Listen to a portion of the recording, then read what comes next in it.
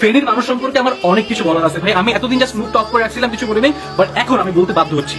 কিছুদিন আগে যখন ফেনীতে বন্যা হয় তখন আমি হেল্প করতে যাই, আমার কাছে টাকা নাই ভাই। আমি এজ এ ভলেন্টিয়ার যে মানুষকে হেল্প করার জন্য, যে আমার সময় আছে, আমার শক্তি আছে, আমি ভলেন্টিয়ারই করতে পারবো। এবং মানসিকভাবে একটা প্রিপারেশন নিয়ে গেছিলাম যে ওইখানে গেলে আমি মানবিত জীবনযাপন করবো, আমি খাইতে পারবো না ঠিকঠাক মতো, আমি থাকতে পারবো না, এরকম একটা মেন্টাল সেটআপ আমার ছিল। বাট যাওয়ার পরে কি ঘটলো, যাওয়ার পরে আমি দেখতেছি এলাকাবাসী বলতেছে যারা ভলেন্টিয়ার হিসেবে আসছেন তারা মসজিদে থাকতে পারবেন, 2 তলা 3 তলা 4 তলা আপনাদের জন্য খালি করে দেওয়া হয়েছে, আপনারা এখানে থাকেন। আমার থাকা ঝামেলা নাই। আমার মতো যারা ভলেন্টিয়ার হিসেবে গেছিল তারা সবাই মসজিদে থাকতে পারছে। আমি তো জানি ঠিক আছে, থাকতে দিচ্ছি, ওকে। খাওয়ার টাইমে কি ঘটলো, ভাবলাম যে খাইতে পারবো না, এখানে একটু ঝামেলা টামেলা হবে। বাট দেখলাম যে কিছুক্ষণ পরে এলাকাবাসী আয়োজন করছে সবার জন্য খিচুড়ি পাঠাবে। আমার খাওয়ার যে চিন্তাটা ছিল, আমার থাকার যে চিন্তাটা ছিল সেটা নাই। আমি ভাবলাম যে ঠিক আছে, খাইতে দিবে আর কি, খিচুড়ি হয়তো মজা টাজা হবে না, কি বানাবে না বানাবে। বাট গেস হোয়াট, খিচুড়িটা মজা ছিল। আমরা ভেলা নিয়ে বের হই ত্রাণ দেওয়ার জন্য, ঠিক আছে।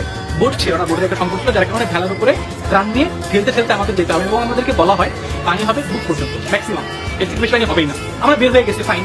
আমাদের সবার ফোন ছিল ভেলার উপরে, এবং একটা পর্যায়ে পানি এত বেড়ে যায় যে আমরা মানে এতটুকু পর্যন্ত পানি হয়ে যায়, মানে 1.5 তলা পর্যন্ত ডুবে গেছে এলাকাবাসী, ঠিক আছে। তো ওইখানে মনে করেন যে মাটি পাওয়ার কোনো সম্ভাবনা নাই, এবং ওখানে আমার ভাসতে লিটারালি সাঁতার কাটতে কাটতে এবং খেলতে খেলতে যেতে হচ্ছে, এরকম একটা সিচুয়েশন।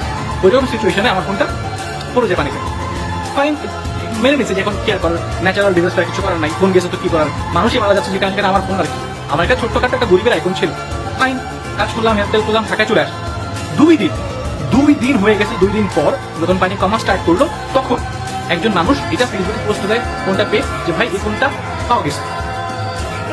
এইটা কেমনে সম্ভব, এইটা কেমনে সম্ভব? আমি কুমিল্লা, ফেনী, নোয়াখালী, তারপর হচ্ছে চাঁদপুর, লক্ষ্মীপুর এইসব সম্পর্কে, মানে আপনাদের সম্পর্কে যে ধরনের কথাবার্তা শুনতাম তার সম্পূর্ণ বিপরীত ঘটে গেছে। এবং এমন না যে আমি গিয়া ফেনী থেকে ফোন নিয়ে আসছি, ফেনীর একজন ঢাকা এসে আমাকে ফোন দিয়ে গেছে